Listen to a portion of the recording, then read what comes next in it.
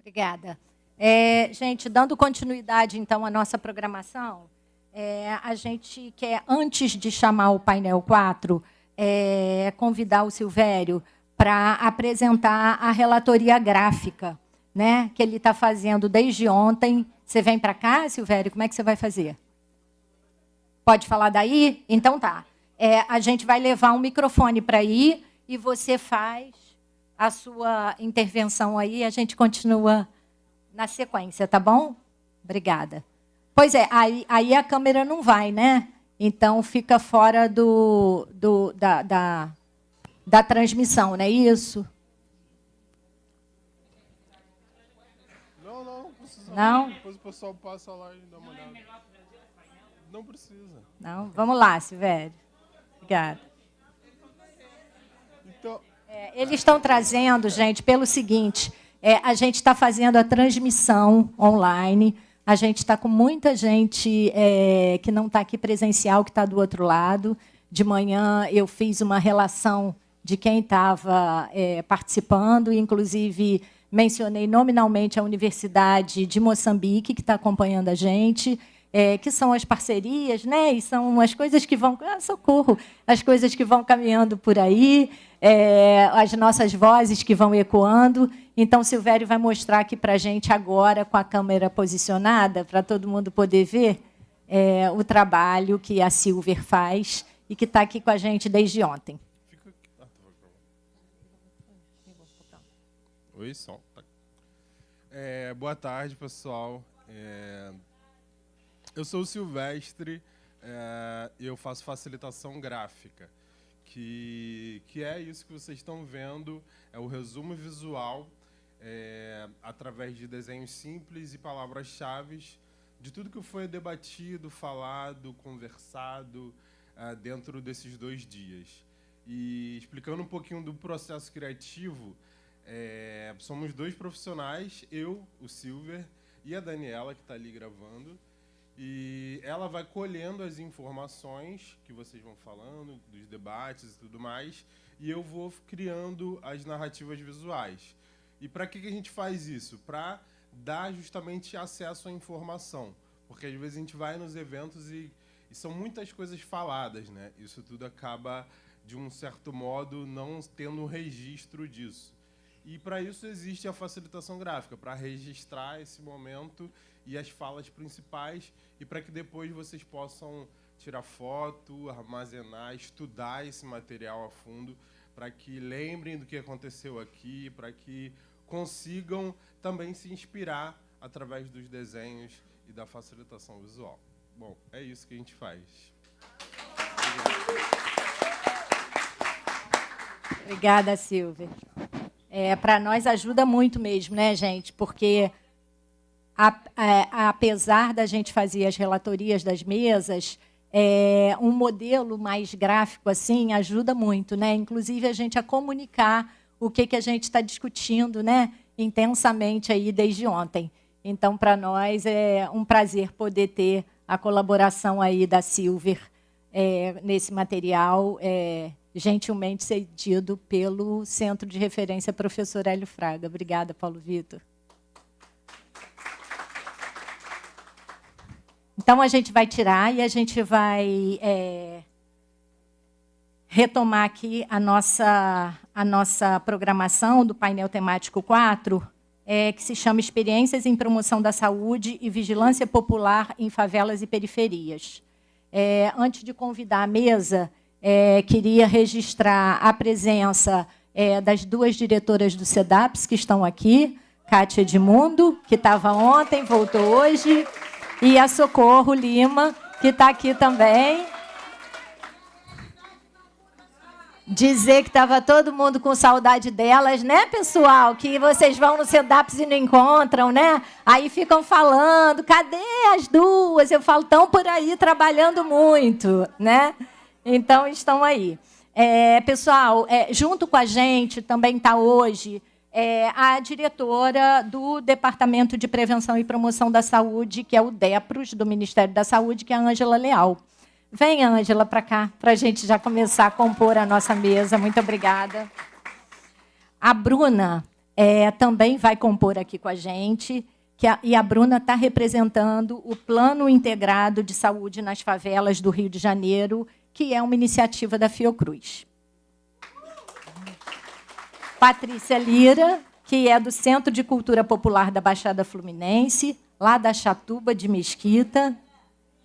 E a Ione, que é do Mulheres de Rocha, do Quilombo Mangueira, de Belo Horizonte, Minas Gerais.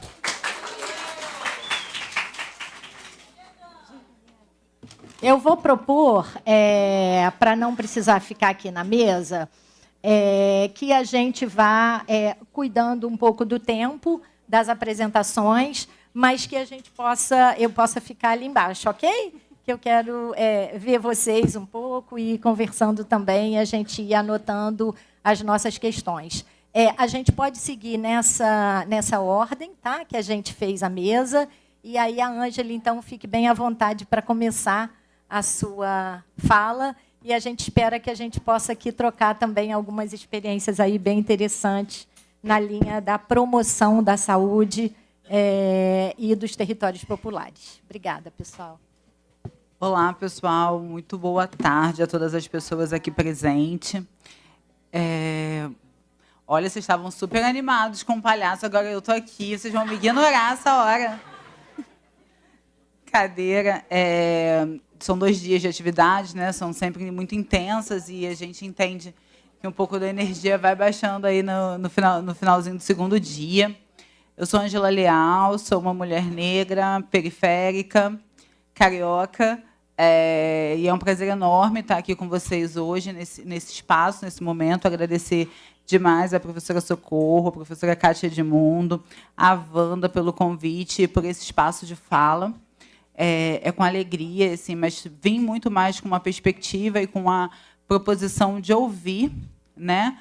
Acredito muito na perspectiva do nada para nós sem nós, e a gente ainda enfrenta o desafio institucional de conseguir dar voz a quem, de fato, né, está vivendo nos territórios, de quem, de fato, constrói o dia a dia, as relações, e precisa dizer, né, qual é o entendimento de saúde, o que se precisa nessa perspectiva de construir espaços de promoção da saúde, de bem viver, que estão para muito além da ausência de doença e também extrapolam a questão de ter ou não acesso a serviços de saúde, né?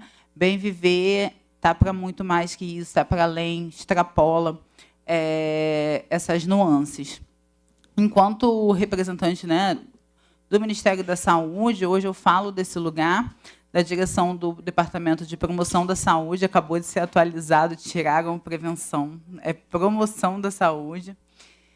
Então, dizer que assim, a gente tem um compromisso, né, um compromisso de fortalecer a pauta da Política Nacional de Promoção da Saúde, que completa 20 anos ano que vem.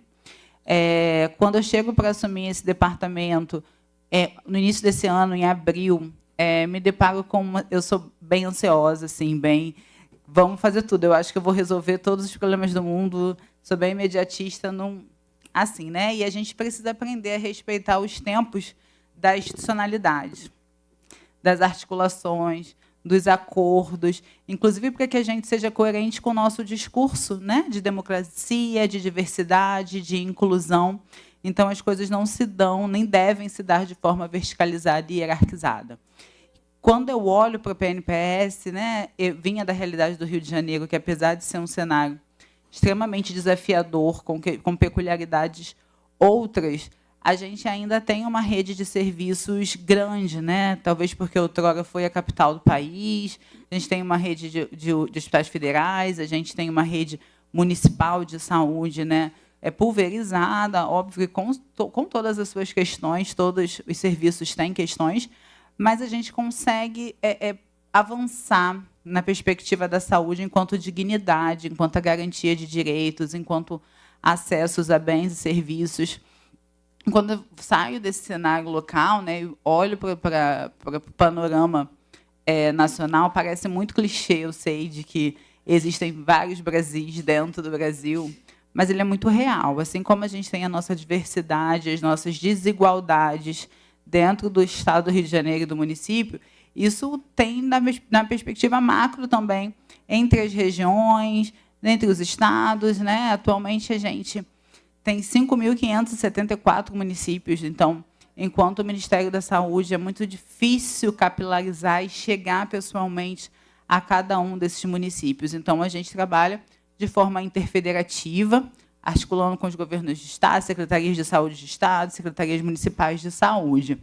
Algo que a gente tem orgulho e que a gente entende como potência para fazer promoção de saúde é que, atualmente, a gente já tem equipes de saúde da família, né, equipes de atenção primária à saúde, que é o famoso postinho, em todos os cantos, em todos os municípios desse país. E a gente acha que esses espaços precisam ser potência, mas para que eles hajam em sua máxima, eles precisam dialogar com a comunidade, com o território, entender, né? Porque às vezes o que está sendo oferecido enquanto cesta básica ali, enquanto o preconizado pelos profissionais, não é necessariamente a necessidade que aquele território apresenta e que ele demanda.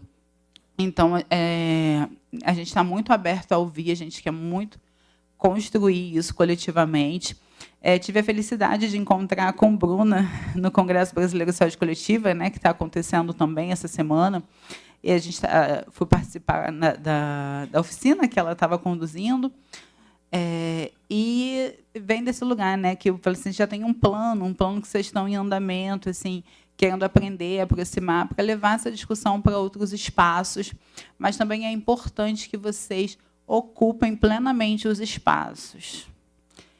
Tem muito do direito, né? O direito ao lugar de fala, o direito ao espaço, o direito à cidade. A gente ainda está negociando o direito à cidade. Assim. Eu lembro quando eu era adolescente ainda, eu sou ex-moradora do Complexo de Acari, não moro mais lá hoje, mas morei lá por 30 anos, agora eu estou morando em Brasília por causa do trabalho. E eu lembro que, quando eu tinha que fazer alguma coisa na zona sul da cidade, era apavorante para mim, assim, porque eu me sentia estranha, eu me sentia repelida pelo aquele espaço, sabe? Então, assim, como é difícil, desafiador a gente chegar nos espaços onde a gente não é de fato bem-vindo, tá? Porque as pessoas não estão acostumadas a nos verem em lugares de fala, a ver nós nos posicionando. A gente ainda vive numa sociedade classista, elitista, racista. Então, a gente tem muitos desafios assim por vir, e a gente precisa estar cada vez mais forte enquanto coletivo. Quando eu falo nós, é porque eu me incluo nessa perspectiva. Eu estou num cargo hoje, mas eu sou, né? Sou enfermeira, sou mulher negra, sou periférica, então eu faço parte desse coletivo, por isso me coloco nesse lugar. O nosso departamento hoje, além da... voltando agora, né? Gente, assim, eu falo que é desafiador para mim, porque a minha identidade, enquanto mulher, vai sempre se embaralhar com o lugar que eu esteja ocupando enquanto cargo ou função. E não acho que isso seja um problema, um demérito, porque todo mundo carrega suas histórias de vida para a tomada de decisão, para a sua visão de mundo, e isso também influencia na minha perspectiva de projeto civilizatório, do que a gente entende quanto projeto de sociedade. No departamento, atualmente, a gente está trabalhando para a implementação da Política Nacional de Promoção da Saúde, a gente trabalha em articulação com outras políticas, a de participação social, a de educação popular em saúde, e a gente vem, desta forma, tentando institucionalizar processos, de que forma que a gente tenha segmento, independente de quem esteja sentado na cadeira da gestão, né, que é legitimizar as atividades. O departamento que eu estou hoje, ele foi um espaço que ele acabou tendo uma rotatividade de gestores, e isso atrapalhou e significativamente a continuidade das ações. Assim, a gente ouviu críticas duras, bem duras, né? Por exemplo, recentemente, na Marcha das Mulheres Negras, e são críticas que não são infundadas. Elas são pertinentes, e só que a gente também entende que a gente começou o trabalho num cenário de terra arrasada, né? A gente veio aí de um período onde as políticas, né, de equidade, diversidade, inclusão, elas foram completamente invisibilizadas e esvaziadas de pauta. Então, a gente está nesse desafio, reiterar, né, e que a gente tem o compromisso com a saúde, com a promoção da saúde, com a garantia de direito, com o SUS universal, gratuito, equânime, e vim me colocar à disposição para estar mais presente junto a esse coletivo, para que a gente possa trocar e também levar contribuições, né, de tudo que vocês já construíram, de tudo que vocês já discutiram, que, com certeza, tem sido produto também, né, enquanto sujeitos dessa produção de saber, de conhecimento. Dizer também que a gente tem algumas iniciativas, mas ainda elas estão muito pulverizadas. O que a gente hoje tem mais consolidado, estruturado, é um movimento que a gente tem feito na região norte e nordeste do Brasil, porque a gente não conseguiria implementar em todas as unidades da federação. Então, a gente começou com 15, essas 15 estão nessa região, que são regiões que apresentaram ali fatores de índice de vulnerabilidade social que clamavam mais para que a gente começasse os trabalhos por lá. Têm sido trabalhos bastante exitosos, mas a gente tem outras perspectivas, principalmente também de atuação junto à participação social. Então, né, no lugar de saúde, é importante que vocês ocupem os conselhos de saúde, que hoje estão loteados por interesses e não defendem mais, em muitas situações, o desejo e a necessidade daquela população daquele território. E isso só pode inverter a lógica se a gente tiver representantes dos territórios e das comunidades de forma efetiva nesses espaços. Era isso que eu tinha para compartilhar. Fico aberta. As meninas vão dar seguimento aqui. Quero cumprimentar a mesa. É um prazer estar nessa mesa de mulheres. Enfim, agradecer plenamente, mais uma vez, o convite e me colocar à disposição para que a gente possa estar conversando no momento que vai ser aberto, né, para o debate, para o diálogo, para as dúvidas, mas também para construir projetos outros que contribuam para o fortalecimento da política de promoção da saúde. Obrigada.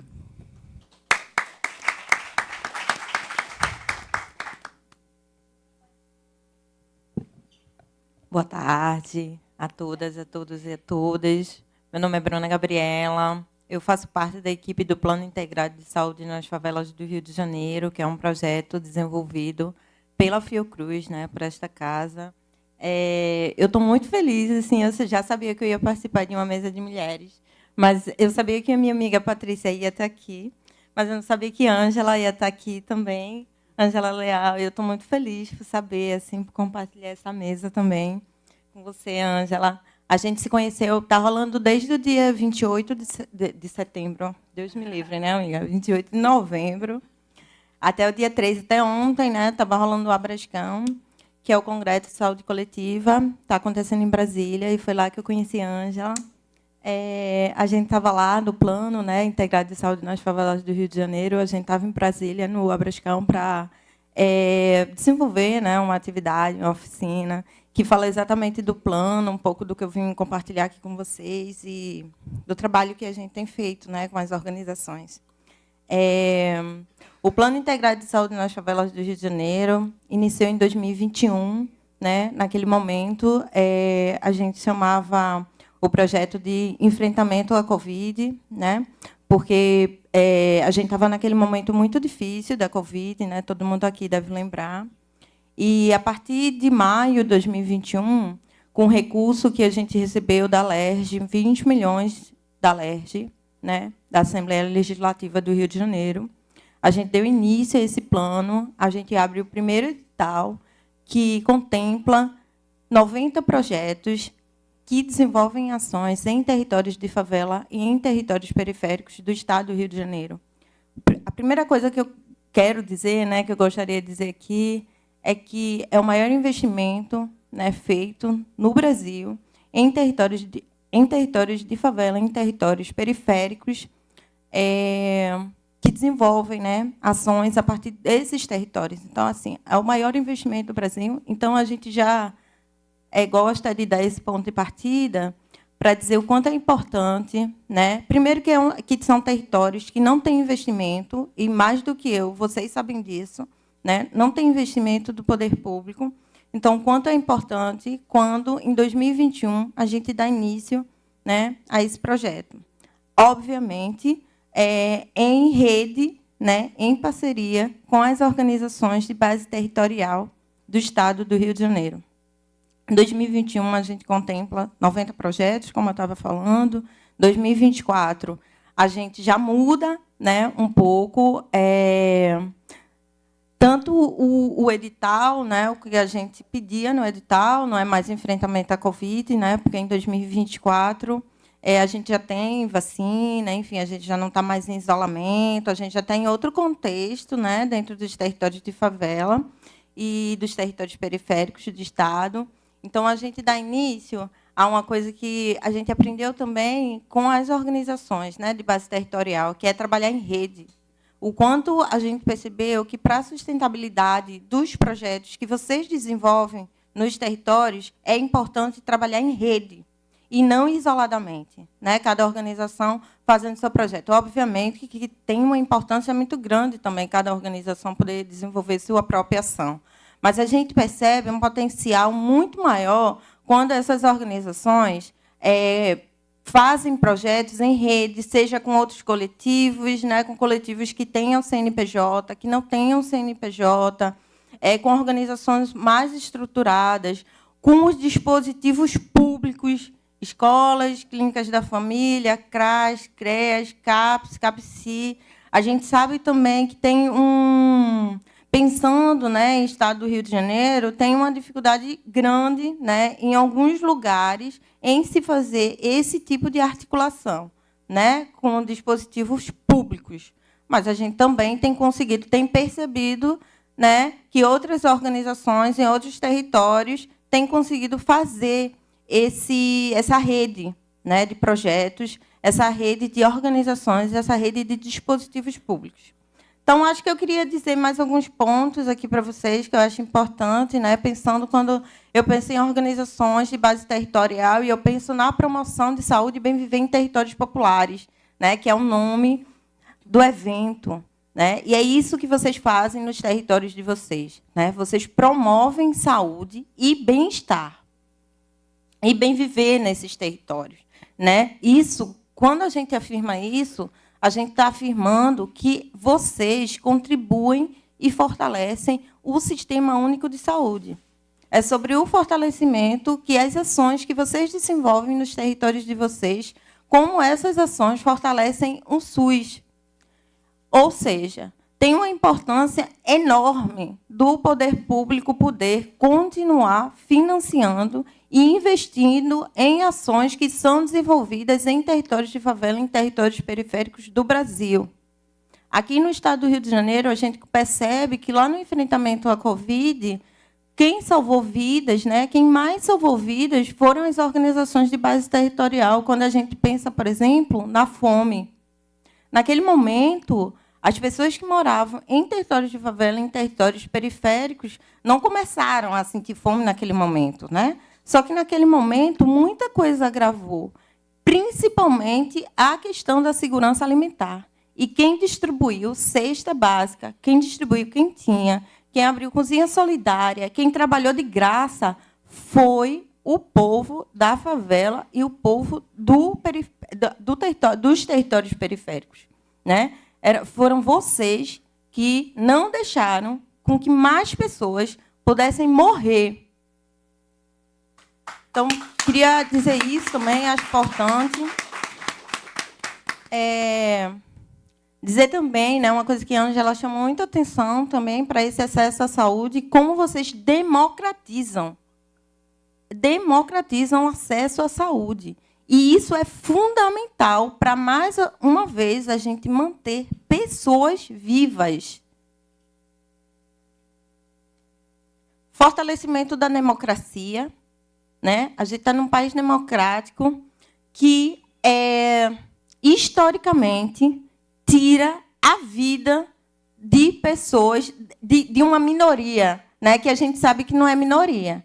É minoria quando a gente diz minoria política, minoria de poder, né? Quem decide nesse país. Por mais que a gente esteja, né, num país democrático, a gente sabe, né, o quanto o nosso país já assassinou corpos negros, corpos periféricos e continua assassinando corpos de favela. E o quanto as ações que vocês desenvolvem nos territórios de vocês, sejam ações de saúde, ações de saúde mental, ações de educação, ações de comunicação, ações de segurança alimentar, todas essas ações, quando a gente percebe, o que vocês estão fazendo é saúde, né? E não saúde por falta pela ausência, né, aí de doença, mas é saúde, vocês colaboram, né, desenvolvem saúde a partir dos determinantes sociais da saúde. Né? Vocês pensam, quando vocês pensam nas ações, né, desenvolvidas dos projetos de vocês estão pensando, e essa é a coisa que eu acho que é fundamental assim também. Vocês estão pensando na demanda que os territórios de vocês têm.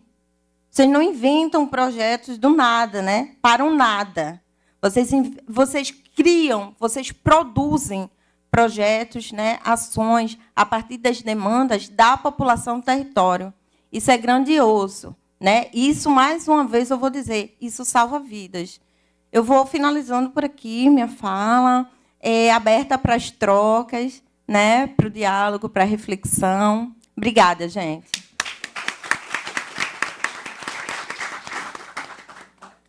Dei uma olhadinha para a Wanda para ela autorizar aqui a minha fala. Boa tarde a todos e todas e todes.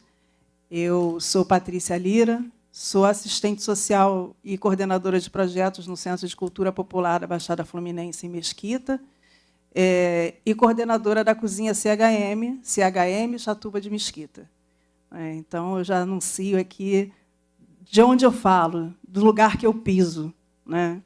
E, para contextualizar um pouco, quando a gente vai falar sobre promoção da saúde e bem-viver nos territórios e falar de vigilância popular em saúde, eu preciso contextualizar um pouco o que é a Baixada Fluminense. Eu tenho feito esse exercício, muitas vezes, nos lugares onde eu estou, porque, para quem não conhece a Baixada Fluminense, de perto, ainda acredita que a Baixada Fluminense é um grande monolito, né? A Baixada Fluminense é uniforme, e a Baixada Fluminense é um território com 4 milhões de habitantes. 13 municípios, e que tem favela. As pessoas têm uma dificuldade muito grande ainda de dizer que, dentro de uma enorme periferia, que é a Baixada Fluminense, tem favela. Tem bolsões de pobreza que precisam ser vistos e reconhecidos. Então, se a gente pensa que a Baixada Fluminense é um território, é uma região historicamente invisibilizada, você imagina essas favelas, como é a Chatuba, uma favela incrustada lá no pé do Jericinó, né, com 45 mil habitantes. E não tem só a Chatuba, não. Em Mesquita a gente tem o Cebinho, a gente tem a Coreia, e quem é de Mesquita aqui sabe, e a gente tem muita dificuldade de ser visto e de ser ouvido. Na verdade, quando a gente fala isso, a gente tem que explicar que a gente não está aqui medindo quem tem mais vulnerabilidade, se é uma favela na Baixada Fluminense ou se é uma favela no Rio. Mas a gente tem que dizer que R$600 de Bolsa Família tem um valor aqui no Rio, tem outro lá na Baixada Fluminense.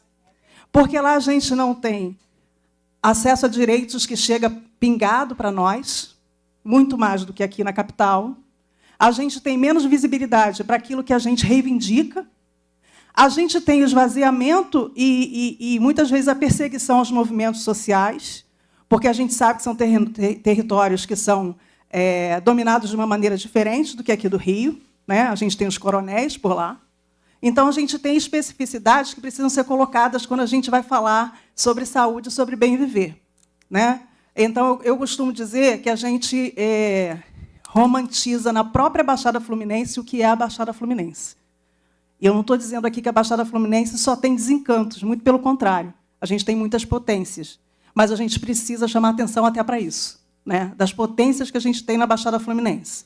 Então, dito isso, né, e fazendo aqui uma pequena explicação do que é a Baixada Fluminense para aqueles que não conhecem tão de perto, eu passo a falar sobre a população que a gente atende. Eu acho que esse é um ponto em comum com todas as lideranças que estão aqui presentes.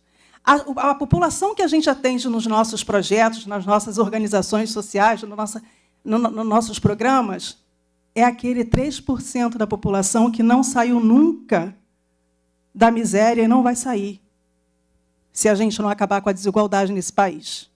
E a gente sabe que acabar com a desigualdade tem um outro significado, né? A gente teria que acabar com outras coisas, inclusive vencer esse modo de produção em que a gente está, né, há tanto tempo.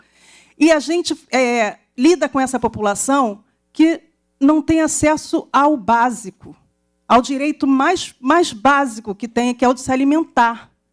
E o outro direito fundamental que não chega para essa população é o direito à informação, esse mesmo que está lá, último da fila, né? E como é que a gente fala em saúde, em promoção da saúde, se essas pessoas não têm sequer informação? A informação não chega para essas pessoas.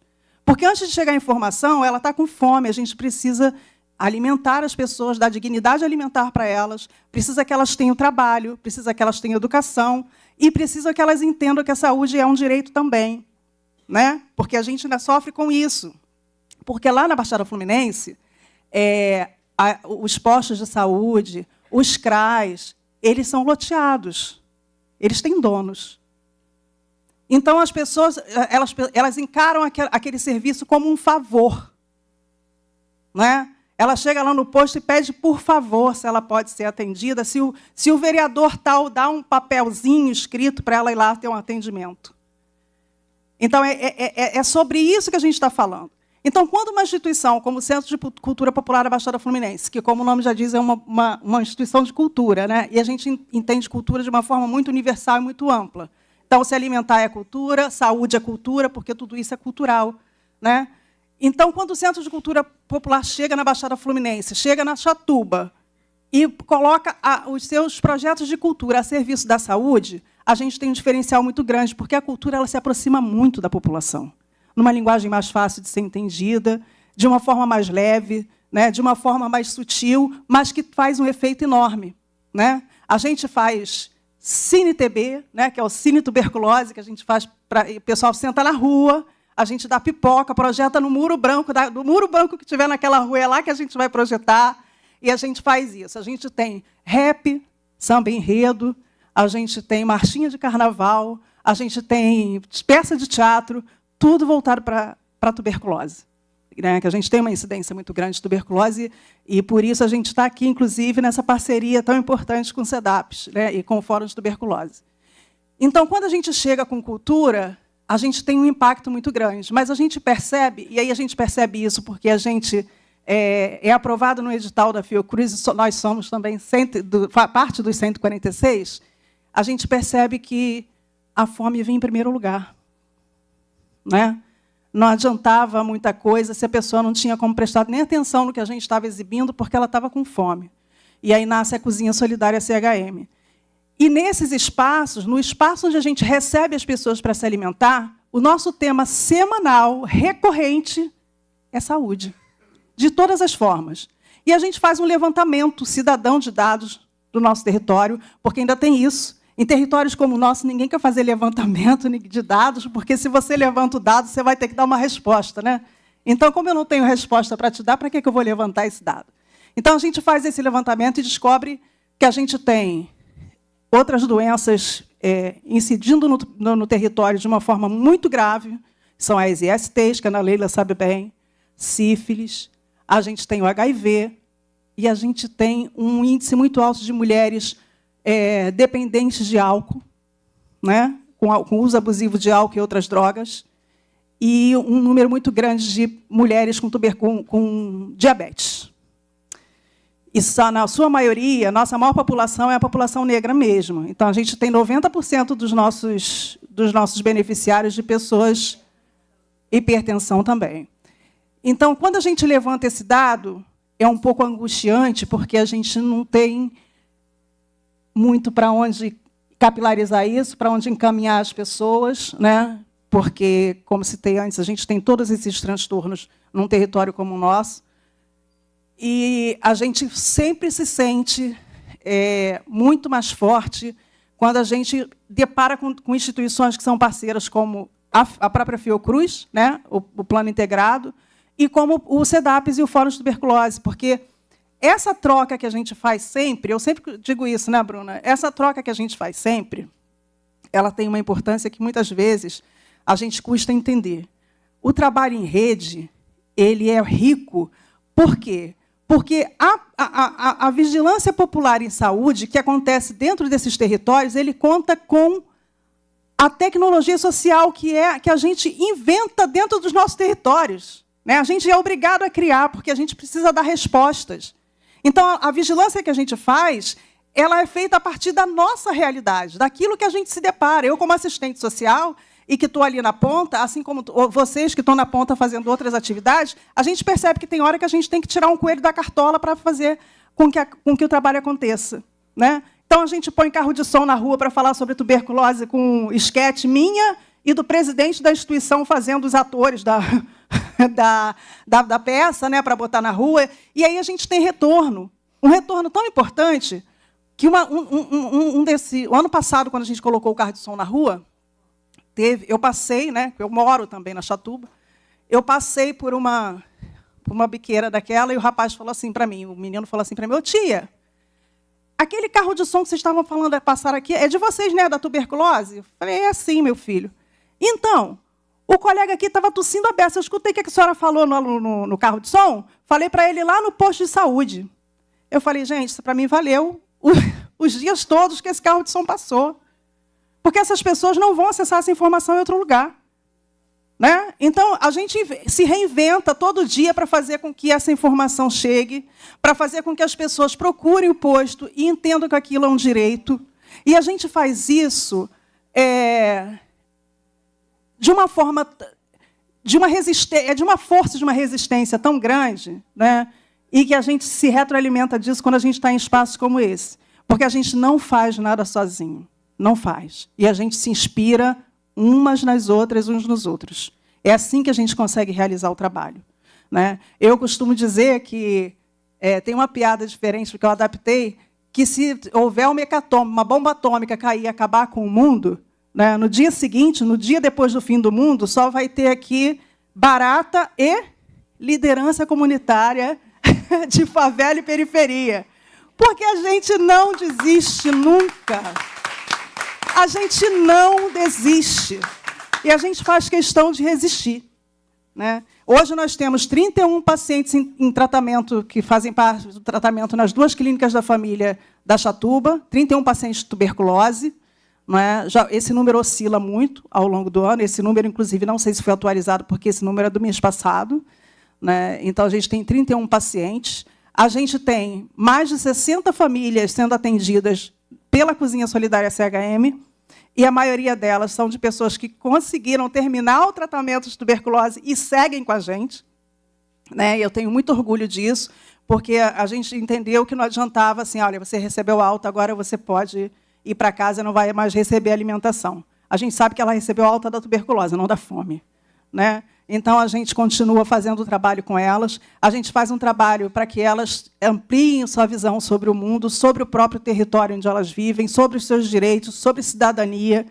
E a gente entende que a gente precisa dar mais do que comida, gente, porque são muitas fomes.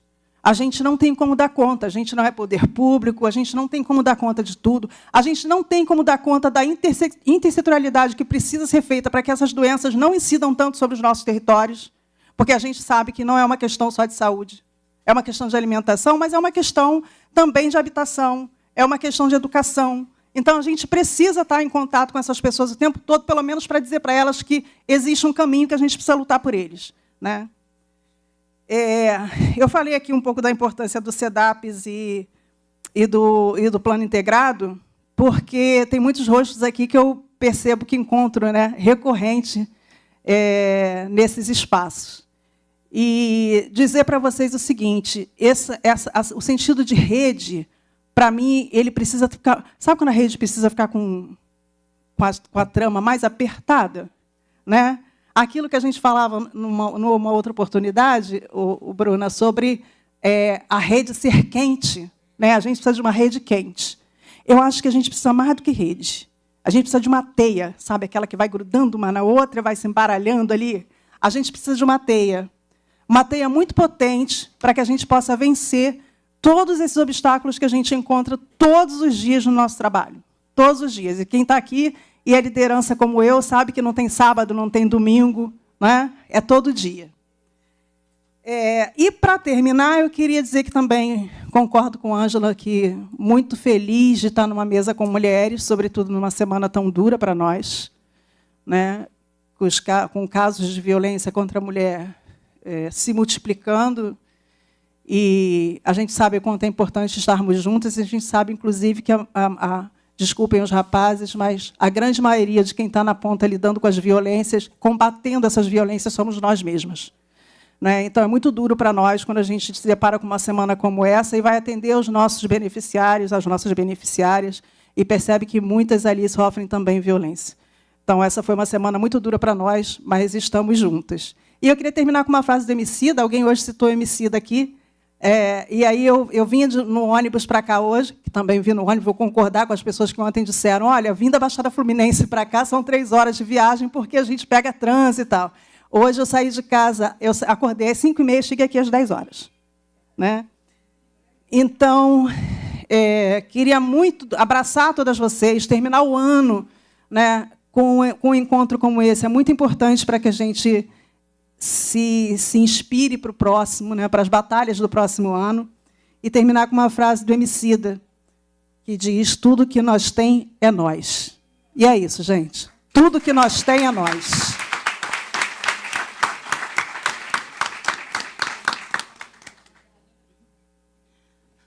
Boa tarde a todos e todas e todes. Como vocês estão? Espero encontrá-los todas e todes maravilhosos e sentindo cada vez melhor. Eu sou Ione Maria de Oliveira, venho do território quilombola de Mangueiras, lá em Belo Horizonte. Eu quero agradecer aqui o SEDAPS por fazer esses momentos de troca, que a minha matriarca ela passou por aqui e ela teve essa formação, né? E a partir dela eu venho desenvolvendo todo esse processo aí de raizeiro, benzedeiro, dialogar saúde, promover saúde, trabalhar proteção sexual, e de ser enfermeira em radioterapia, e de ser ialorixá, e de ser tudo aquilo que eu quero ser, porque eu e o meu grupo, Mulheres de Rocha, cuidamos das pessoas. E aí agora, com a discussão da COP30, discutindo o CBA, que é o Congresso Brasileiro de Agroecologia, a gente entendeu que a gente precisa se alimentar sem veneno. A gente entendeu que, em Minas, os territórios estão contaminados com metal pesado pelas mineradoras. E ali a gente está propondo, sabe? Se nós estamos em territórios com metal pesado na água, com ser humano com metal pesado no corpo, é difícil falar sobre saúde. Então, nós vamos remediar. Eles precisam de tratamento, a maioria. Estou aqui também como Federação das Comunidades Quilombolas do Estado de Minas Gerais, onde eu estou com a pasta da saúde.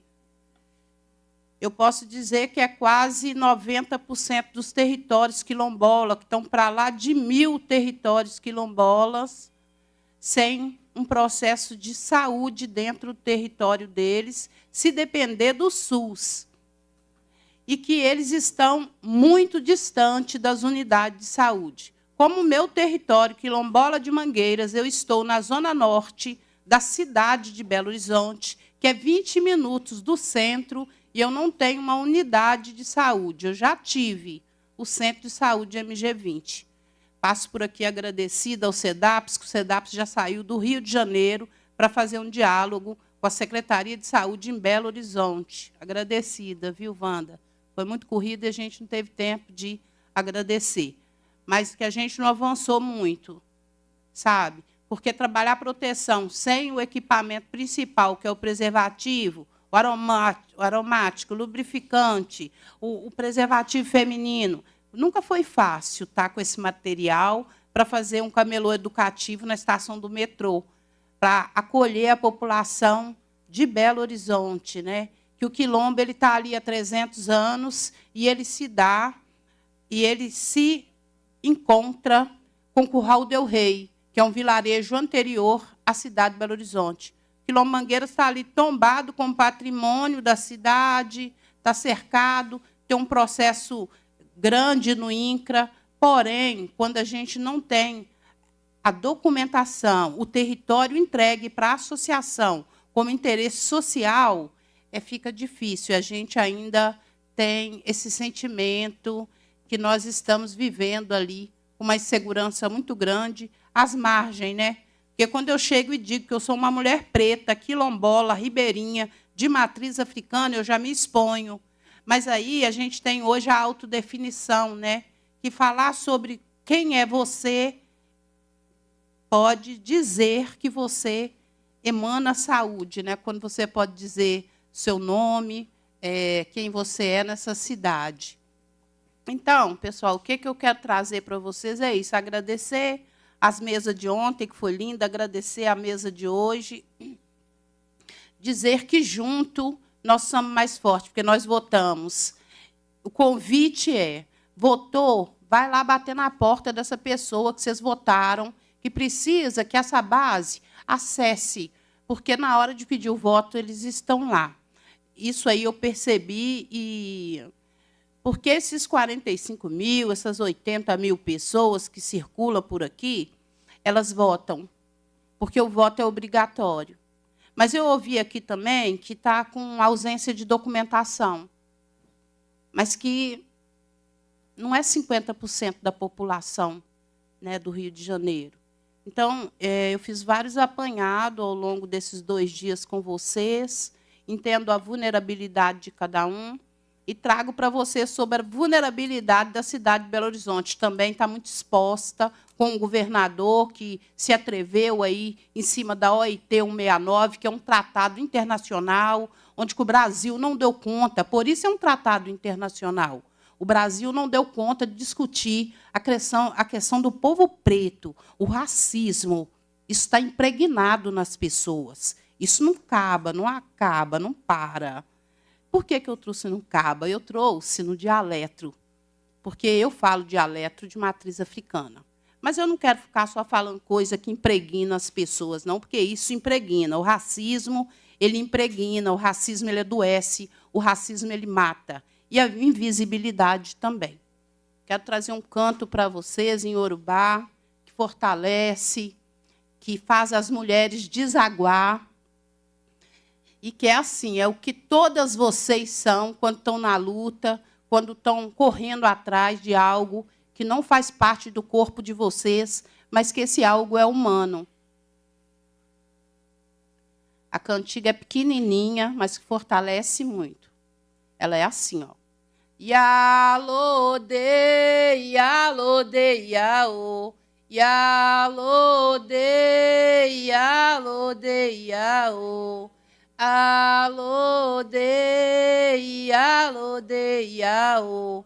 Yalode é aquela que cuida de outros, é aquela que se preocupa com outros, mas que ela não amamentou. Olha para vocês verem que lindo. Porque, geralmente, você amamenta só aquele filho que veio do seu ventre, né? É possível você amamentar só aquele filho que veio do seu ventre, diante de vários riscos aí, né, que nós vivemos, diante de HIV, AIDS e ISTs. Então, precisamos amamentar só aquele filho que veio do nosso ventre. Senão, nós vamos ter que passar por uma série de exames, o leite vai secar. Vocês concordam que o leite seca se ficar esperando os exames? Então, inicialmente, é só do ventre nosso. E a Lodê é aquela mulher que cuida, é aquela mulher que estrutura, é aquela mulher que quer o bem viver dos outros.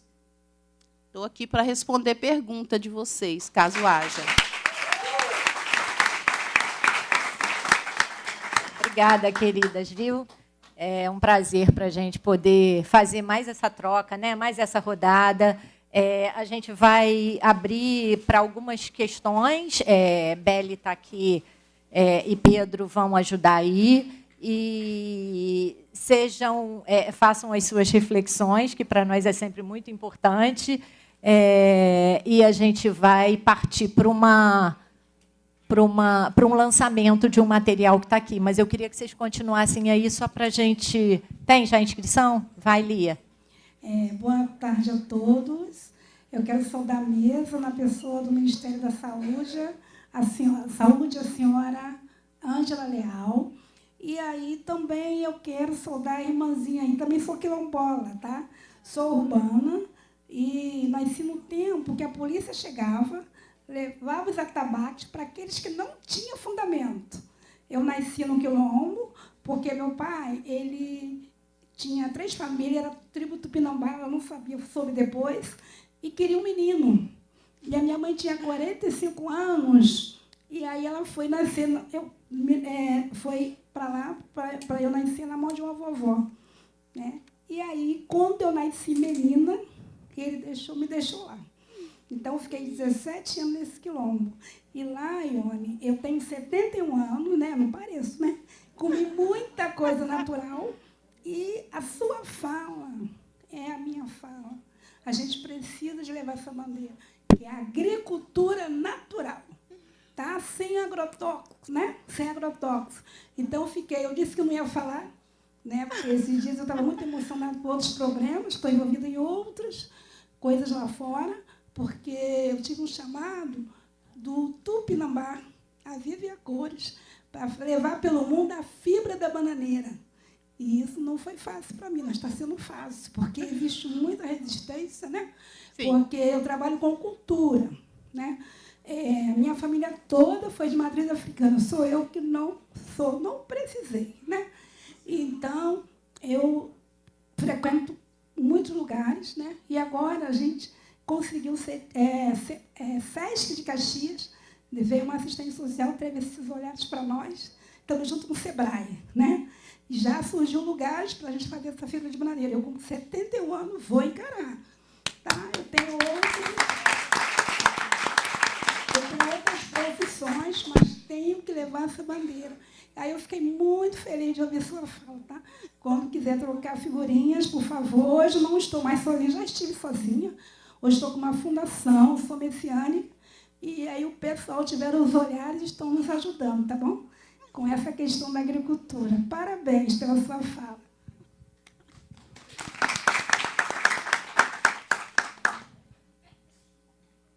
Mais alguém, pessoal?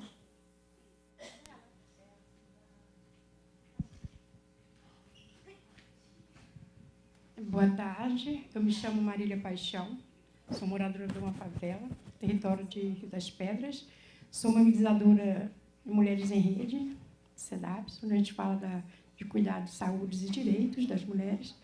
Mas o que vim falar hoje aqui um pouquinho foi que eu observei a fala da Bruna, quando ela fala da cozinha sustentável e solidária. Eu faço parte de uma cozinha dessa, sou voluntária, e essa cozinha minha, ela teve, lá que eu falo que é minha cozinha, porque eu participo, e quando você fala que da Covid-19, que quem acolheu, a maioria foi nós, né, da comunidade, e eu falo sobre a minha cozinha porque nós fizemos esse trabalho. Nós ganhávamos e partíamos, entendeu? Tinha quentinha, café da manhã, nós fazíamos 3 refeições. E saíamos distribuindo, tinha uma pessoa que fazia isso para a gente cozinhava em conjunto, tudo de máscara, tivemos muita doação de máscaras e álcool, né? E eu falei, e você falou a pessoa do território, da favela, que ajudou. Então, isso me chamou muita atenção, fiquei até emocionada quando você disse, porque lembrei, porque eu tive Covid, eu só não fiquei entubada porque não tive o direito de ter, porque tinha outras pessoas com mais dificuldade do que eu, graças a Deus por isso. Então, eu fiquei aqui pensando na sua fala, assim, sabe, sobre o nosso direito na favela. Que nós, assim, acolhemos um ao outro, e principalmente na Covid. É mais uma observação e um carinho, assim, especial pela sua fala. Tá bom? Muito obrigada. Vou anotar aqui.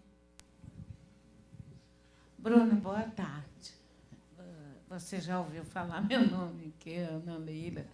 Eu só queria chamar um pouquinho a atenção que quando você fala as cozinhas solidárias, né, dos projetos Covid e tudo, eu fui uma também das primeiras que escrevi o projeto aqui para Fiocruz, a Cozinha Solidária.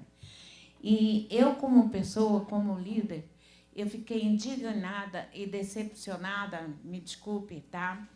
Porque Quando os projetos foram aprovados, e o da minha ONG não estava na lista, eu fiz a pergunta o porquê, qual era o problema, né?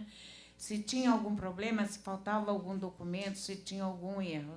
Disseram que não, que era para mim dar um tempo, esperar, que ia primeiro colocar as 20, não lembro a quantidade, que ganhou, e depois ia ter a segunda leva e iria nos chamar. E até hoje, como nada, como se a gente não existisse. Então, eu gostaria que, quando vocês, tanto a Fiocruz quanto o Ministério da Saúde, né, que quando conversassem com as pessoas, falar desta maneira, que cumpra aquilo que fala e que mande nos e-mails, porque a gente fica numa decepção tão grande que a gente fala assim, poxa, eu trabalhei, eu mostrei quantitativo, 1.800 pessoas que nós atendemos no Covid, né? Tanta cesta básica que a gente dá por mês para as famílias aqui no bairro, e até hoje, ainda ontem estava falando com a Patrícia, que eu fiquei decepcionada com a Fiocruz, que até hoje eu não tive essa resposta, e ainda me deram um telefone que essa pessoa nunca atende esse telefone, não responde e-mail, e tem um outro telefone que ele nem existe. Então, eu acho que isso é uma falta de consideração das pessoas que estão nessa direção, certo? E que não valoriza aquela liderança que está ali, que mandou o projeto. Que mande um relatório, olha, o seu projeto não foi aceito, a nota não foi boa, faltou alguma coisa. Não, nada disso é respondido para nós. Então, eu gostaria um pouquinho mais de atenção sobre isso daí, tá? Obrigada. Mais alguém? Eu quero primeiro parabenizar essa mesa, mas assim, acho que a gente vai catucar muito rapidamente a Bruna, né? A gente está falando de fome, Bruna, e assim me incomoda muito, muito. Eu moro em São Pedro da Aldeia, né? Meu mote agora é São Pedro da Aldeia, e quando eu chego aqui eu vejo o lugar que eu nasci, né? Que é o Morro do Urubu, em Engenho da Rainha. Ali do lado daquele valão, as pessoas passando fome. E ainda, quando a gente tem um pouco disso para levar, como que parece que são os deuses chegando no espaço. A gente sabe que a gestão sozinha não vai dar conta disso, e aí a gente fala da importância do Fala Comunidade. Eu estava acabando de falar um pouco aí atrás, numa entrevista, como que é importante esse seminário, esses encontros que o Fala faz com a gente, que a gente aprendeu a conversar com o gestor, porque antes não tinha essa facilidade que você está vendo aqui, não. E era terrível, era bate lá e bate cá. Na verdade, a gestão, quando falava comunidade está aí, sai correndo, porque além delas falar tudo atravessado, as mulheres são terríveis, que na maioria somos ainda mulheres. Então, mas houve um progresso, o SEDAPES não nos lapidou. Ela não tirou a coisa interior que ele sabe que é porque eu falo assim ou assado, mas é do lugar onde eu venho. Eles respeitam a minha fala porque sabe do que eu estou falando. Uma coisa é a realidade e a outra coisa é o real. E eles conseguiram entender isto. Quando eu tenho oportunidade de falar para a gestão aqui presente, gente, valorize essa casa, valorize o SEDAPES, porque eles conseguem trazer para você, aqui dentro desse lugar aqui, tem uma bomba atômica, vocês não sabem. São mulheres capazes de pegar bomba e fazer a revolução no mundo. Então, eles conseguem reunir a gente sem que a gente faça a bomba explodir. Hoje a gente consegue falar com vocês num tom assim, bem mais, né? Bem mais meigo, mas não, lá atrás não foi assim, não. Foi na base, desculpa, deu a base da porrada mesmo, era daí. Aí vocês começaram a se encolher e começaram. Tinha que ter uma instituição, que é o SEDAPES, que veio fazer isso muito bem feito para vocês. Muito bem feito. Hoje a gente fica triste quando a gente chega para essas meninas e elas falam assim, nosso projeto está em análise. Análise? Gente, está em análise. O que elas sofrem, vocês não têm ideia, porque é muita vontade de fazer alguma coisa em cima delas. E elas sabem que só com o projeto a gente consegue fazer o mínimo do mínimo do mínimo. Né? Então, é um toma lá, dá cá. Uma outra coisa que ela nos proporciona, e aí eu tenho que falar com a minha amiga de Belo Horizonte, né? Como é que muitas pessoas como eu, que nasci num berço batista, e depois que eu fui para o negócio comunitário, eu vi que não estava tudo lá dentro, eu não estava naquela caixinha me enxergando, não estava. E aí, depois que a gente foi chamada pelo presidente da República para representar essas mulheradas que está aqui, é porque aí a gente foi, porque tinha essa história mesmo do falar mais alto, falar mais baixo, e aí chamaram a gente para ir. O presidente da República deu um certificado, que eu digo, que foi em branco para a gente, nos abriu muita porta, como ainda abre até hoje. Tá? Quando fala, não. Mas aí olha aquela foto da dona Soninha, e aí, não, deixa ela entrar, que ela falou com o presidente, deixa ela, que ela vai fazer barulho. É meio que assim. Mas, assim, a gente vai aprendendo, e essa coisa do axé, eu tenho muito respeito, eu comecei a aprender e vendo que é possível a gente conviver com todas as religiões, com todas as nossas fés, num espaço desse que o SEDAP nos proporciona. E que outras instituições se espelhem e venham aprender, beber na água do SEDAP mesmo. Porque é assim, eu não tenho que inventar a bola já foi inventada. Eu só tenho que adaptar ela para o meu necessário, para como eu fazer do lugar que eu estou. Eu estou saindo daqui, gente, maravilhada.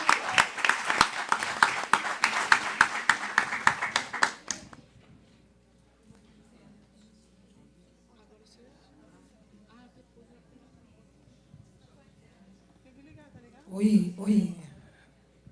Falar depois da Sônia é difícil, né? Obrigada, Soninha, por ser um presente. Que é isso, Cátia de Mundo. Eu estou muito feliz, né, e grata por estar aqui, nesse agora, vivenciando esse momento. Ontem foi pelo YouTube, foi emocionante. Eu não pude vir, mas hoje estar aqui presencialmente é uma outra energia. Parabéns, SEDAPs, parabéns também, gratidão Fiocruz por acolher esse seminário aqui, né? Acho que a rede ela é muito importante no fortalecimento do discurso, da negociação política. E aí, quando eu estou ouvindo a Ângela falando a participação nos conselhos, né? Fiquei pensando. Eu tenho 30 anos de ativismo, né? Esse ano eu fiz meus 30 anos, sou diretora do Instituto Evolux, que é a minha representação e celebração dessa minha militância. E todas as vezes que eu estou discutindo um conselho, eu fico pensando, eu acho que quem está na ponta vivenciando isso é quase que um figurante para sair na foto, né? Os poderes de decisão nunca estão com a gente, as reivindicações que a gente faz é sempre uma escuta muito vaga, não consolidada em forma de encaminhamentos. E por isso esse esvaziamento nos conselhos, né? Eu já passei em vários conselhos, inclusive sou atuante no centro do Rio de Janeiro, estou dentro lá do meu colegiado gestor, na minha unidade de saúde, quebrando pau, como sempre, mas dizendo que meu gestor, você tem do teu lado uma aliada e não uma inimiga, porque eu sou usuária. Por isso que você está aí, porque existe o usuário do lado de cá. Eu acho que é uma provocação que a gente precisa levar daqui como participar desses ambientes, mas, de verdade, ter uma força política, né, para essas reivindicações que a gente precisa fazer todos os dias. Não acho que a gente tem que falar da nossa bolha para a nossa bolha, a gente tem que falar da nossa bolha para reivindicar algo que é um direito nosso, e não é um direito meu, mas sim um direito nosso. E eu acho que uma outra fala que eu ouvi aqui é como a gente retroceder um pouco nos dados e nos números de violência contra a mulher, né? Eu sou ativista, sou treinadora de autodefesa, a gente está dentro dos 16 dias de desescalada da violência contra a mulher, enquanto a gente está aqui, certamente, esse dado subiu durante esse dia que a gente está aqui, não só pensando e prospectando 2016 e olhando para 2025 também, 2025 também como uma perspectiva que a gente aprendeu, mas não alcançou todas as metas que a gente desejava. E eu acho que a minha reivindicação é a solidariedade entre as mulheres, né? A gente sabe o quanto esse lugar da violência contra a mulher é um lugar solitário para a própria mulher. Né? Muitas mulheres elas sofrem violência dentro da própria casa, sobre os ouvidos e os olhos de muitas outras mulheres, mas ela não tem coragem de pedir ajuda e a outra não tem coragem de ajudar. Eu acho que cabe essa reflexão, porque a gente tem dados cruéis nesse país como um todo, nesse estado, nesse município. Deixo esse pedido de carinho para que a gente olhe cada vez mais para as outras mulheres que estão ao nosso lado. Às vezes é dentro da nossa casa, já que o lugar mais seguro se transformou no indicador mais perverso, né? É dentro de casa, onde as piores violências têm acontecido. Gratidão, acho que quando estou aqui ouvindo cada uma de vocês, todas as mesas, é lindo demais. Então, que seja um ano de 2026, onde muitas das reivindicações que a gente colocou nessas mesas e também aqui da plateia seja, de fato, um lugar de conquista. Gratidão, CEDAPS Brasil, gratidão, Rede de Comunidade Saudável, porque eu também faço parte dessa rede desde o dia 1, né, Cátia? Socorro. Ivanda, eu acho que é um presente estar de volta aqui nesse meu momento dos meus 30 anos.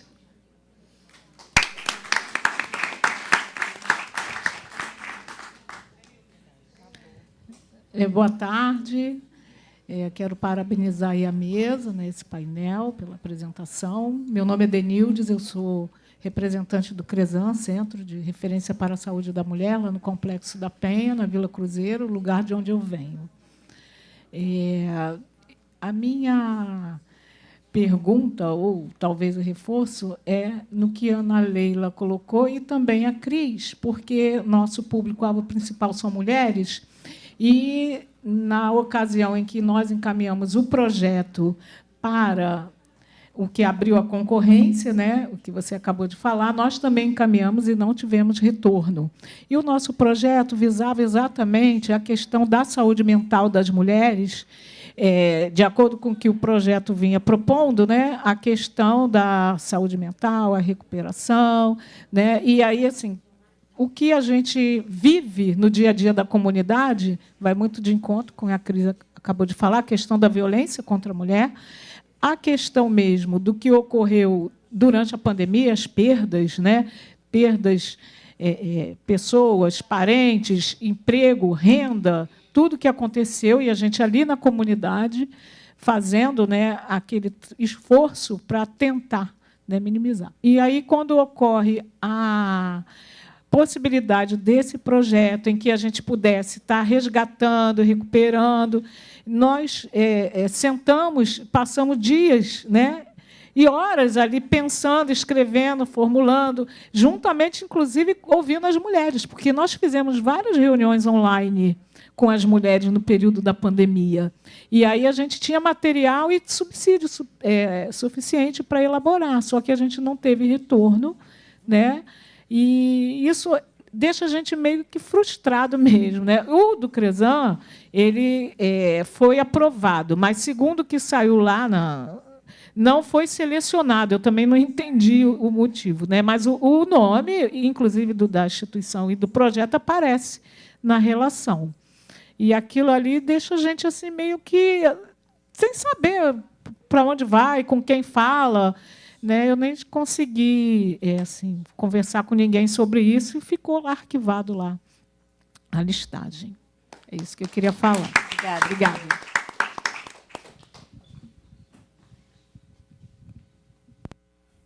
Boa tarde a todos. Eu sou a Ruth, já me apresentei aqui na frente, mas eu vou fazer uma fala rapidinha por causa do nosso tempo. Eu sou uma mulher... Tudo bem, vou me levantar como ao pedido. Eu sou uma mulher que foi vítima de violência, eu sofri violência. Todo tipo de violência que um homem pode fazer contra uma mulher, praticamente eu sofri. Procurei ajuda, liguei para 101, 180, fui em delegacia, fui em vários lugares, não consegui ajuda. Na época que eu precisei de ajuda, eu não consegui. Eu tive minha voz calada. Na época, eu sou de Pebetá, gente, Magé, explicar melhor minha região, né? Na época não existia a delegacia, a sala Lilás, não existia isso, então eu fui lá pedir ajuda, o delegado praticamente olhou para mim e falou que daqui a pouco eu ia voltar para ele, então não tinha por que me ajudar. Então, é muito complicado quando a gente pensa em bem viver. A gente pensa nas mulheres que estão sofrendo, muitas vezes querem ajuda, mas não tem realmente um governante ou alguém que queira estender a sua mão para te ajudar. Olha para você como uma mulher que aceita isso, então você tem que viver aquilo e pronto. Não te dá um suporte ou um meio de você sair daquela situação. Eu fui encarcerada, fui presa, então sofri. Hoje meu agressor é morto. Como eu falei, eu sou uma pessoa viúva, mas muitas mulheres ainda têm o seu agressor vivo, buscam essa ajuda e não estão encontrando. E é muito realmente complicado para nós mulheres que buscamos uma ajuda, buscamos um auxílio e não tem. Então, que possa mudar realmente essa política, que nós possamos ter esse bem viver, realmente, que nós, mulheres, que somos vítimas, que formos vítimas, que possamos ter o socorro, porque é muito bom a gente falar que precisa de ajuda, mas quem vai nos ajudar? Quem, de fato, vai estender a mão para nós? Eu não tive quem estendesse a mão para mim, e eu espero que isso realmente possa mudar, para que outras mulheres, no futuro, possam ter uma fala dizendo: eu precisei de ajuda e tive ajuda. É isso que nós precisamos mudar, para que realmente tenham o nosso bem viver. Obrigada, Ruth. Obrigada. Mesa, queria combinar uma coisinha aqui com vocês. Acho que as questões mais de perguntas mesmo veio pelo plano integrado, né, que Bruna está aqui e pode representar. A gente pode combinar ou de fazer individualmente ou de fazer aqui agora. A nossa preocupação é o horário que a gente tem um lançamento de um vídeo, e que a gente queria muito que vocês pudessem participar todos, que a gente pudesse finalizar com esse lançamento. O que você prefere? Fala para a gente. Você me dá 5 minutos. Ok, 4? Vamos embora. Vamos embora, Bruna.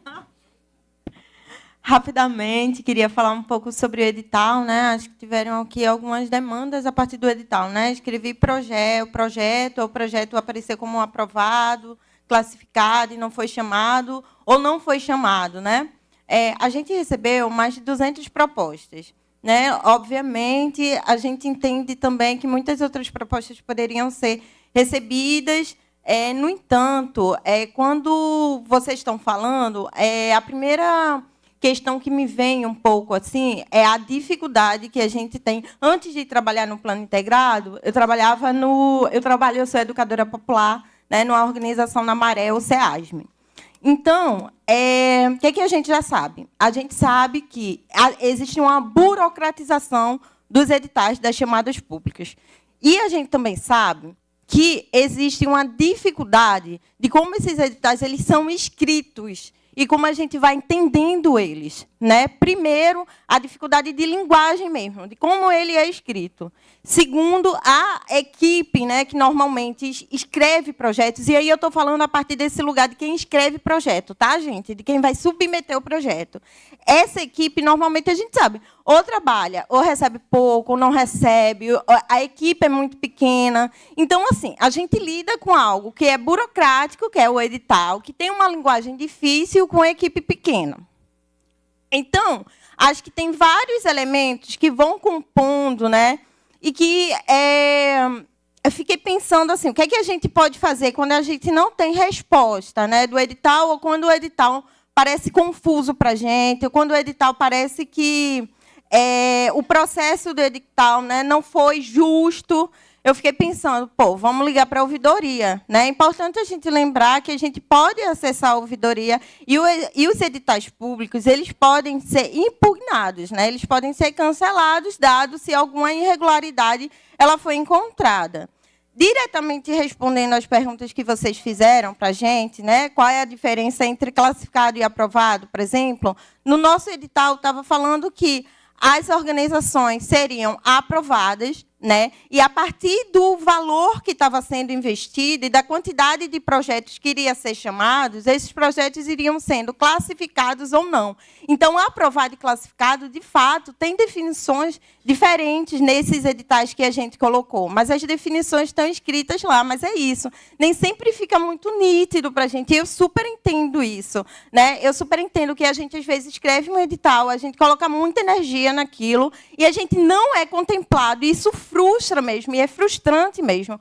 Por isso que também acho que a gente tem que continuar ocupando os espaços, né? Espaços que vão falar de saúde, espaços como esses, por exemplo, espaços como as conferências, né? Porque a gente está no campo da saúde, assim como vários outros campos, né? É um campo político e de disputa de narrativa, né? Então, se a gente acha que aquilo que está acontecendo, que aquele processo que está acontecendo não está sendo coerente, né? Que a gente esteja nesses espaços para falar sobre isso, para construir de forma diferente, né? Fiquei pensando um pouco nisso também e fiquei pensando principalmente nos investimentos que, por mais que eu fale que 20 milhões, que a gente recebeu 20 milhões, e é o maior investimento que a gente tem, né, nos territórios de favela, mas é um investimento pequeno.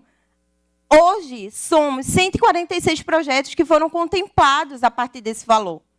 É muito pouco. Se a gente pensa nesse valor, se a gente pensa nesses projetos, são pouquíssimos projetos que a gente conseguiu contemplar. Mas, mesmo assim, é o maior investimento que a gente tem. Então, assim, é uma coisa importante o que está acontecendo, né, do plano, mas, ao mesmo tempo, a gente deixa muita gente de fora, a gente deixa muitos projetos sem serem contemplados e sem receberem o recurso, porque o recurso é pequeno. Então, quanto é importante a gente estar ocupando esses espaços, né, vários dos espaços que foram falados aqui hoje, porque a gente está num momento de disputa de narrativa. E disputa de narrativa também é disputa de investimento. Para onde esse dinheiro vai e ele vai para quê, para quem, para fazer o quê?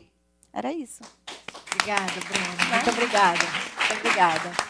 Gente, muito obrigada a todas vocês, todas as participações. A gente queria convidar vocês agora para assistir o lançamento dos vídeos que a gente está fazendo de histórias de vida, em parceria com o Museu da Pessoa. Mariana, vem para cá, que ela vai conduzir, então, essa produção e dizer que algumas dessas histórias de vida a gente fez, Bruna, com o apoio do projeto 146 vezes Favela, tá? Que ainda não terminou, mas que a gente está aí aguardando e dentro em breve a gente vai conseguir finalizar, tá?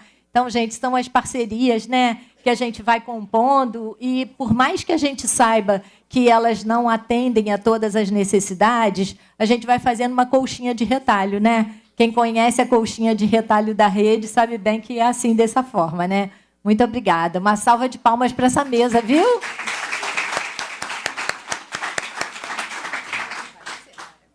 Boa tarde. Boa tarde, gente. Sei que a gente está cansado no final do evento, mas agora é um momento muito especial, assim. Acho que todo Fala Comunidade é uma grande celebração da Rede Comunidades Saudáveis, né? Porque uma coisa só existe porque existe a outra. Mas agora a gente vai celebrar oficialmente os 20 anos da Rede Comunidades Saudáveis e lançar a exposição que a gente fez para que toda essa potência que a gente vê aqui e aprende muito também sirva para inspirar outras pessoas, para a gente amplie essa potência. Para isso, então, eu vou chamar a Ana Leila e a Soninha, que estão na Rede Comunidades Saudáveis desde o seu início, né? E vou contar um pouquinho para a gente sobre essa rede. Chamar também o Levi, que veio representando o Museu da Pessoa, que é um grande parceiro, essencial para que essa coleção possa existir. Chamar também a Wanda Guimarães, que dispensa apresentação, né? Mas que é uma pessoa que anda de mão dadas com a rede desde o seu princípio.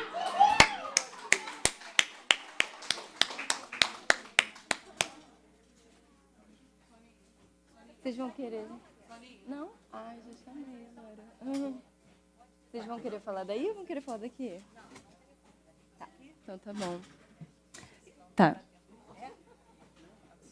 Então, Ana Leila e Soninha, se puderem contar um pouquinho para a gente sobre a rede, o que é essa rede representando esse movimento feito com tantas mãos, por favor. Bom, pessoal, boa tarde. Meu nome é Ana Leila. Eu vou me auto-apresentar. Sou uma mulher negra, amanhã completo 76 anos de idade, baixinha, gordinha. Sou do município de Mesquita. Obrigada. Eu venho de uma comunidade participando da rede de comunidade saudável, que antes era a CEDAPS. Eu fui convidada por uma amiga, que hoje ela não está presente, Maria do Carmo Mussi. Ela, em tudo quanto é reunião, ela era enfermeira da minha comunidade. E ela acompanhava o meu trabalho. E ela disse, eu vou te levar para todos os lugares aonde eu vou. E me levou para o CEDAPS. E eu ia como companheira dela. E nisso eu fiquei frequentando. E ela falava, o seu trabalho é lindo. Que foi no assentamento de terra que eu comecei esse trabalho. E onde eu conheci o SEDAPS. E participava das reuniões. Não pensa que eu era essa pessoa que estou aqui na frente de você, uma aparência assim dócil. Eu era arredia. Eu, quando não gostava de uma coisa, eu levantava, botava a mão na cintura e dizia, isso não procede, não é dessa forma.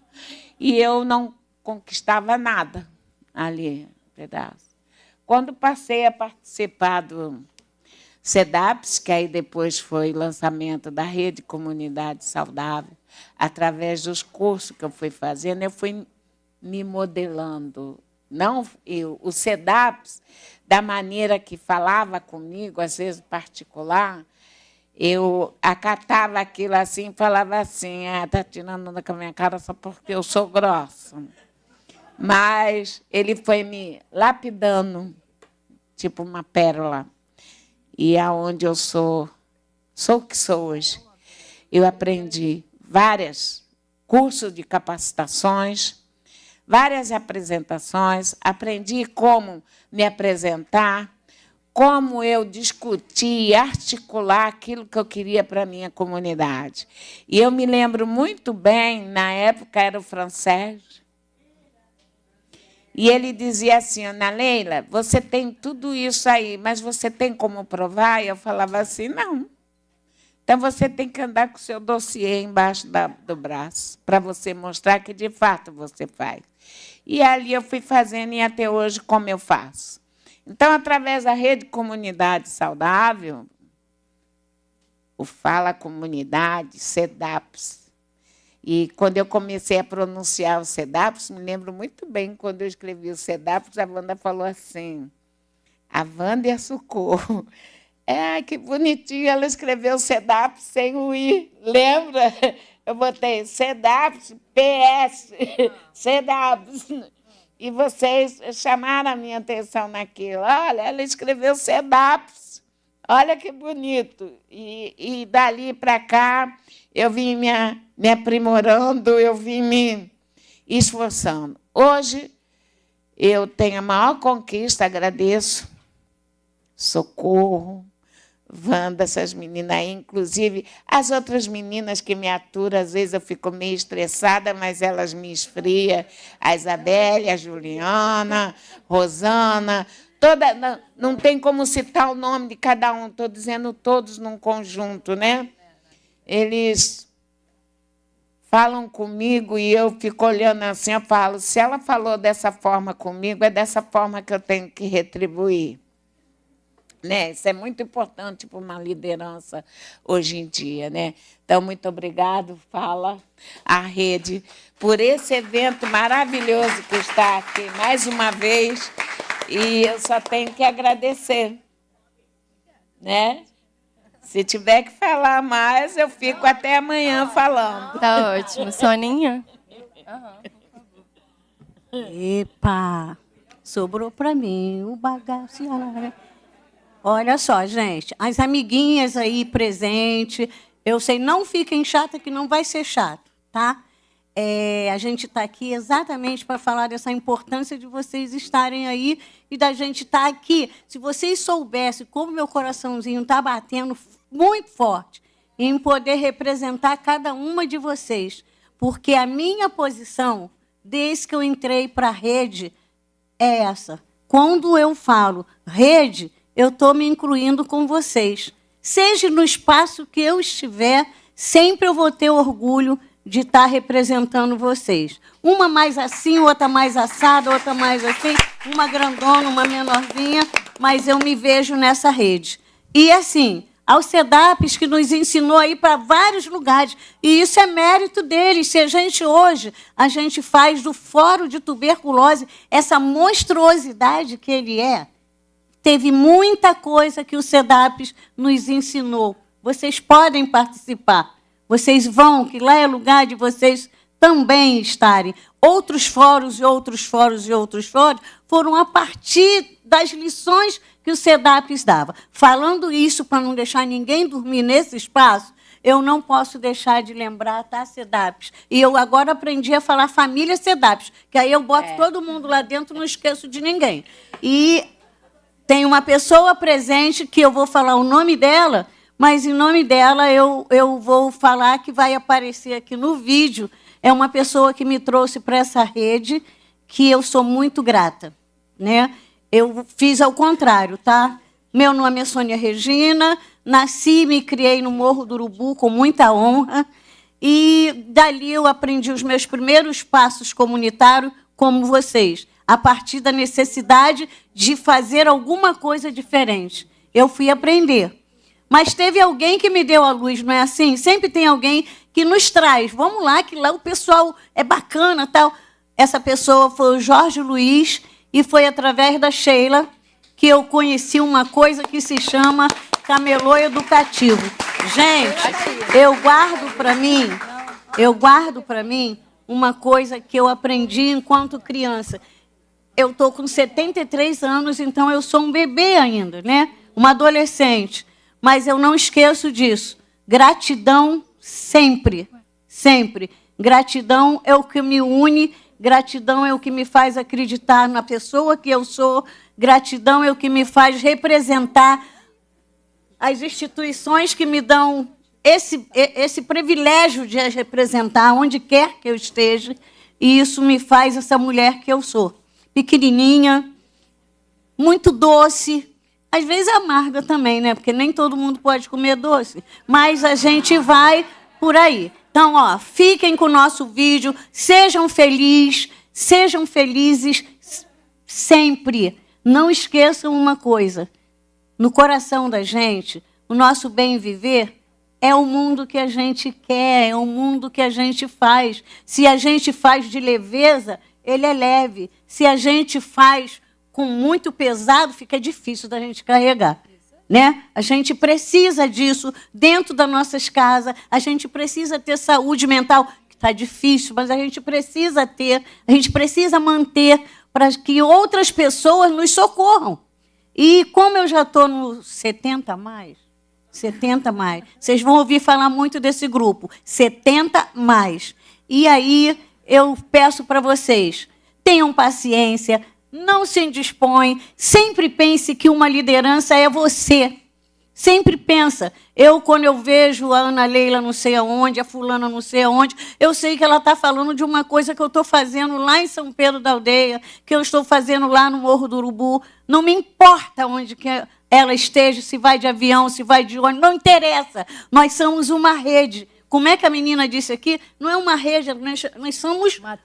Vão virar teia. Agora já eu resolvi que eu vou virar teia. A rede a gente já é.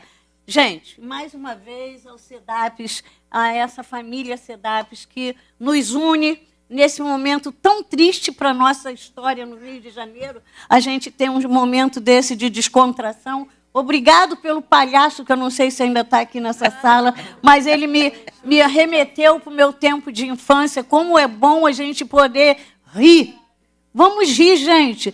Vamos dar uma gargalhada agora para a gente ver nosso filme?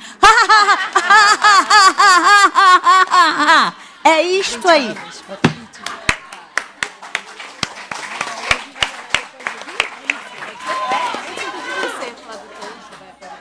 Soninha, toma cuidado, hein? Que a TV Fofoca tá de olho em nós duas.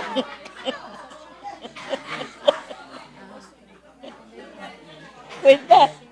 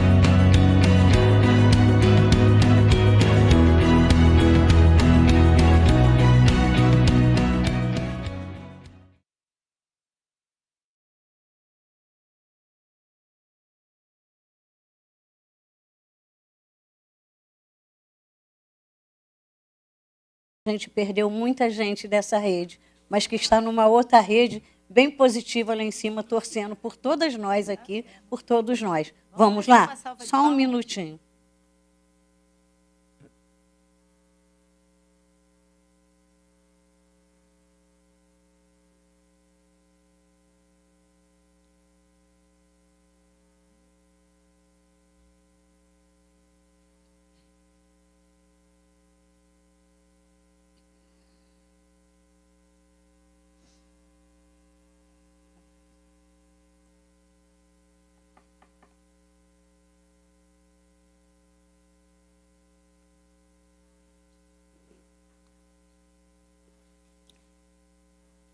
Valeu a pena, valeu a pena, valeu a pena, valeu a pena,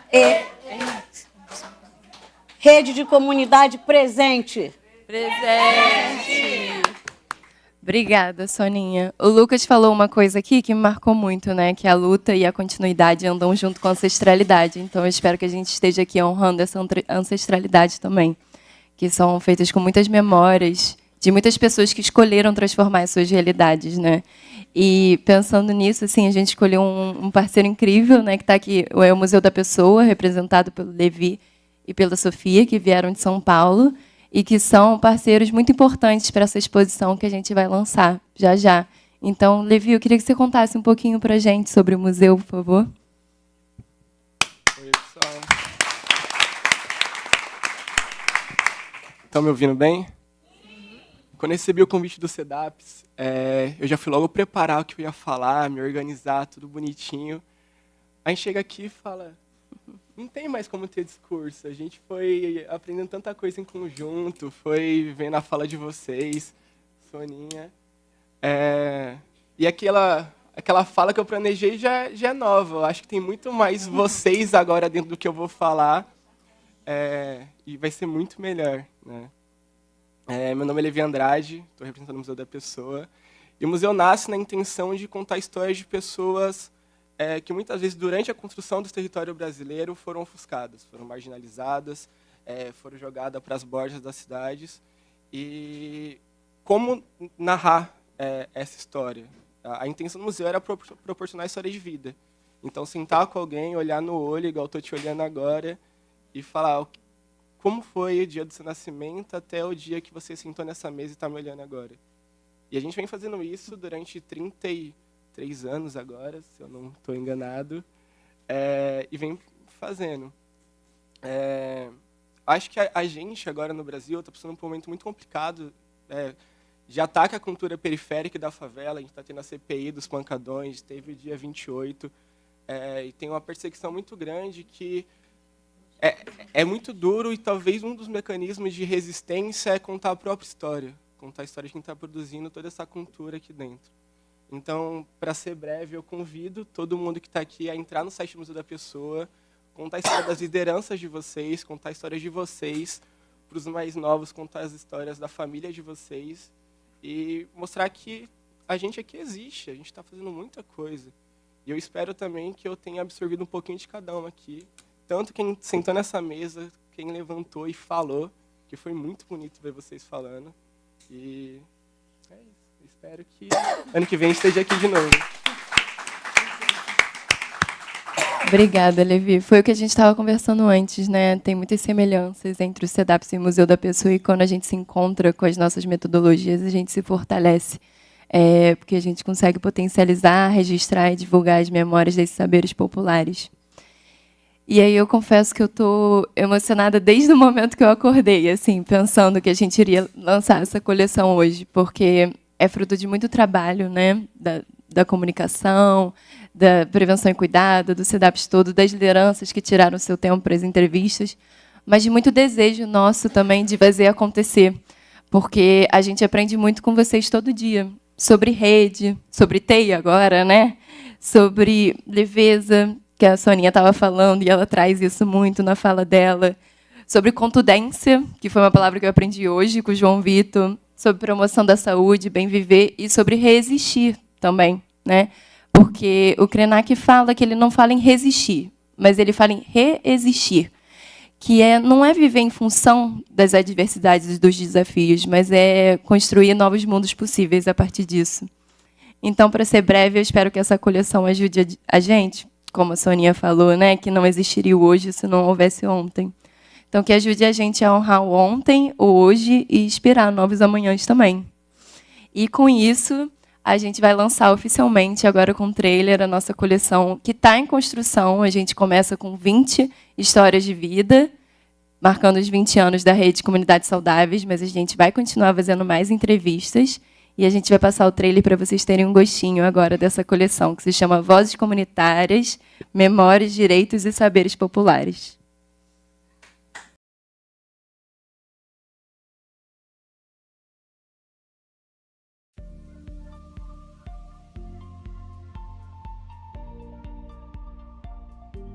E você pode contar um pouco pra gente o que te motivou a trabalhar com promoção de saúde? Não tinha asfalto, não tinha água, não tinha gado comunitário, não tinha agente de saúde. E eu, ao ver aquelas pessoas que não tinha para onde ir, que tinha criança, mulheres grávidas, deficientes, vão para onde? No cotidiano das favelas e periferias, alguns moradores e moradoras se tornam referência por suas ações e pelo compromisso com o bem comum. Eles se dedicam, dia após dia, a transformar os lugares onde vivem. Eu sou a Nemese, da Silva do Nascimento. Meu nome é Eliane Lima. Eu me chamo Tânia Alexandre da Silva. Meu nome é Ana Leila Gonçalves. As histórias reunidas nesta coleção nos aproximam desse universo. Por meio de suas vozes, conhecemos os lugares onde vivem, suas motivações, as ações que realizam e os desafios que enfrentam. Saneamento básico, que a gente quase não tem. Falta d'água, esgoto entupido, isso tudo ocorre atrás. Eu ligo para os órgãos competentes, solicitando o carro da Vacol para desentupir esgoto. Água da SEDAI, eu ligo para lá, peço caminhão-pipa. Hoje mesmo está lá o meu pessoal lá, buscando doação de legumes do Banco de Alimento. Em 1990, fui à Secretaria de Obras, Dr. Luiz Paulo Corrêa da Rocha, que era o vereador, ele me levou as fotos para mim. Em 91 eu fiz um ofício, logo assim eu fui caminhando. Senti a necessidade das crianças ter uma creche para essas mães. Consegui a creche como presidente do Conselho Fiscal. Conhecemos e reconhecemos o papel essencial da Rede de Comunidades Saudáveis nessas histórias. Espaço em que essas referências de diferentes lugares se encontram, compartilham saberes e afetos, se escutam e se fortalecem. A rede é feita de trocas, de apoio mútuo, de articulação e do cultivo de sonhos coletivos. Esse desenho aqui foi feito pelo meu filho. O nome dele é Luciano Ângelo Lima de Araújo. Meu gatão da rede, né? Filho da rede. Porque ele vem acompanhando a rede praticamente desde que ele nasceu. A Rede Comunidade Saudável. Todo mundo da rede tem ele como filho, como sobrinho. E a rede foi como a família dele. O que vemos aqui não são apenas relatos individuais, mas são expressões de um saber fazer comunitário, construído com resistência, sabedoria e cuidado. Agora temos um espaço para você conhecer essas histórias e muitas outras, de pessoas que nos mostram que a realidade não muda sozinha, mas sim com muitas vozes, saberes populares e afetos. Uma liderança que não tenho um curso universitário, não tenho nada. Mas eu tenho um diploma da vida, eu tenho um diploma de ação, eu tenho um diploma de vivência, eu tenho um diploma de compartilhamento, de compaixão, de amizade, de amor, de olhar para o próximo e dizer, eu vou te ajudar e você conseguir ajudar aquela pessoa. Então, o que eu deixo para as pessoas, para as lideranças, é que antes de pensar no eu, pensa no seu, no próximo, porque o seu vem depois.